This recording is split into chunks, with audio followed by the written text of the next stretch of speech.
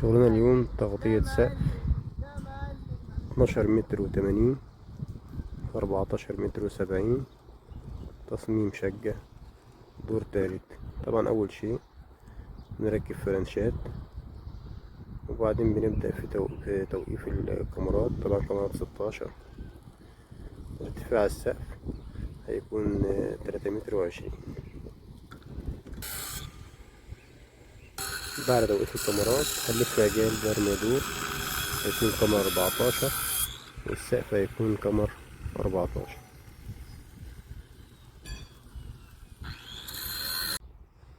وبكده تم الانتهاء من توقيف الكاميرات، والحين بنركب العجال. عجال 14.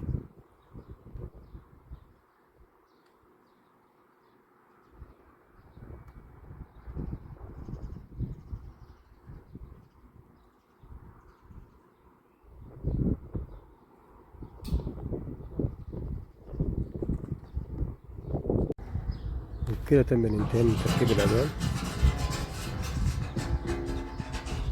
الآن بيتم تركيب الكاميرات اللي هو الهيكل الأول الحديد.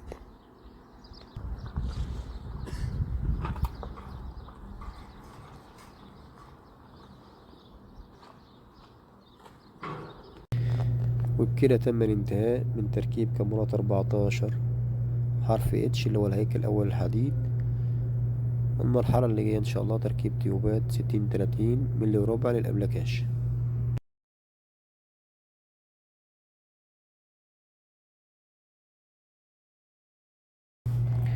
وبكده تم الانتهاء من تركيب تيوبات 60-30.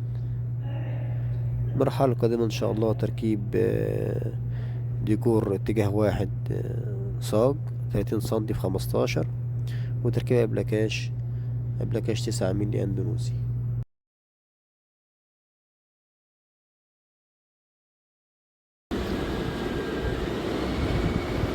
والآن بيتم تركيب أبلكاش 9 ملي أندونوسي.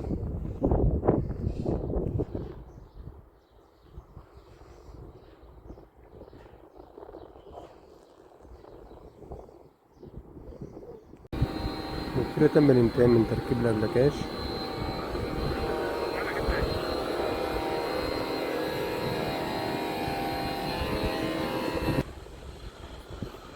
والآن بيتم تركيب العازل المائي داكو فايبر ضغط 160 4 ملي.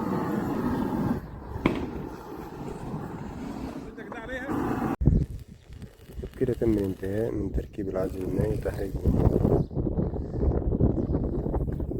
والآن بيتم تركيب الموصل 3 ملي في 3 سنتي.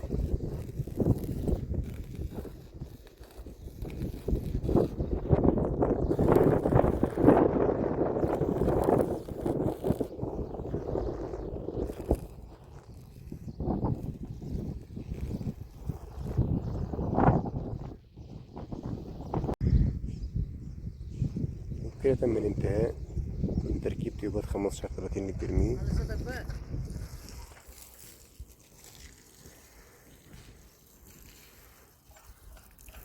والآن بيتم اختبار المياه.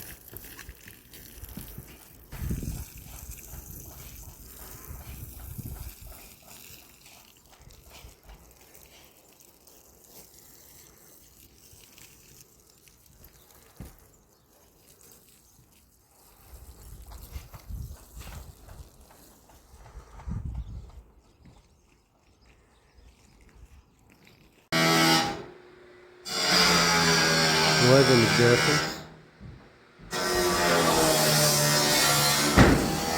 طبعا بعد كده بيركب شبكة جبس.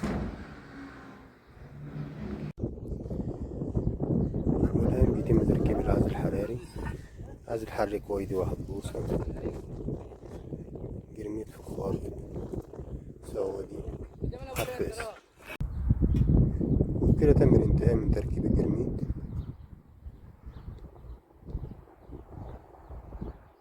باقي علينا تركيب الزوايا.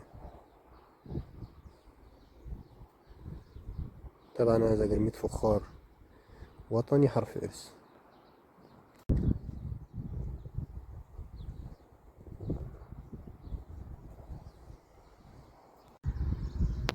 وبكده تم الانتهاء من تركيب الزوايا وتغسيل العمل ودهان الخلطة تحت الزوايا.